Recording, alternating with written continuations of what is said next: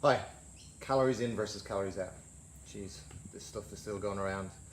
So, I first heard this when I was back in college, university in 1990. Our professors went through the difference between calories. Calories is a unit of energy, and they're saying energy in versus energy out. That's the first confusion. It's an oversimplification of an equation that really does stand up in literature and science, but in the real world, it just doesn't work because a calorie from sugar, a calorie from carbohydrates that break down to sugar, fructose, sucrose, a calorie from fat, a calorie from protein creates a different thermogenic response in the body. Also, there's this misnomer that for some reason, if you reduce the calories coming in, your body will then suddenly just use fat calories. Well, that doesn't happen in physiology. As our professor talks about gluconeogenesis, what does that mean? Your body will break down muscle to create blood sugars. And there's also the complicating factor of insulin. So if you get insulin sensitivity, you have problems with how your body will release and how your body will actually balance out blood sugars. So if you've got someone that's high insulin sensitivity, they reduce the ability for the body to read the leptin. Leptin is the enzyme that comes in that gives you the satiety feeling. So when you have calories, all calories aren't the same.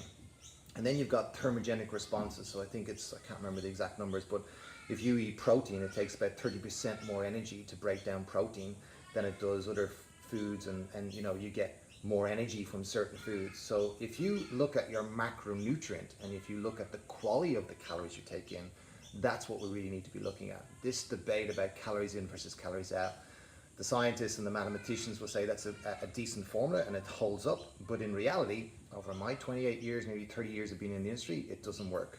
Why is it someone that, reduces their calorie, but then what happens is their body's metabolism slows down because they eat the muscle mass, which is gluconeogenesis, which means your met rate or your metabolic rate will slow down. Your thermogenic response slows down. So if you do the right training and you have a better macronutrient ratio, well, then we could say, yeah, that kind of standing up to hold up to be true. But really it's about the quality of calories versus the quality of energy that you're putting out. And what I'm doing in my hands, all this nervous energy or the X factors, there's all those kind of things about being active.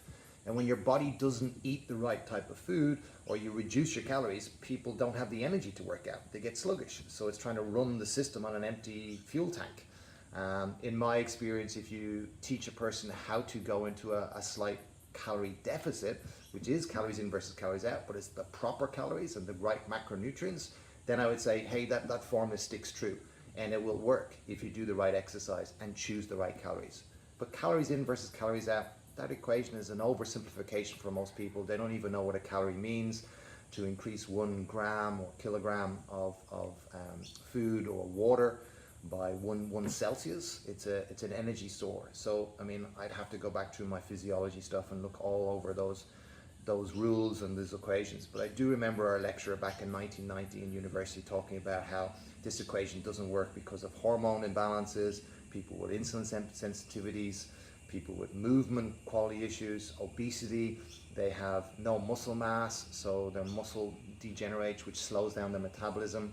So just getting a person to eat 500 calories less a day and you multiply that by 7 and you get that 300 or 3,500 calories, which equates to 1 pound of body fat. There's a problem there. The body does not burn body fat until you exercise. It will not start to create the muscle mass, will be wasted away first, and your body will use the easy accessible nutrients and minerals. It won't get into the fat burning response. That you have to do exercise. And there is a lot of great exercises out there and ways of training which gets into a whole different discussion. So my opinion, and that's all it is, my opinion is calories in versus calories out is an oversimplification. And to really understand it, it's about the quality of macronutrients, the ratios, high quality food with the right type of training. If it worked, why have we got an obesity crisis?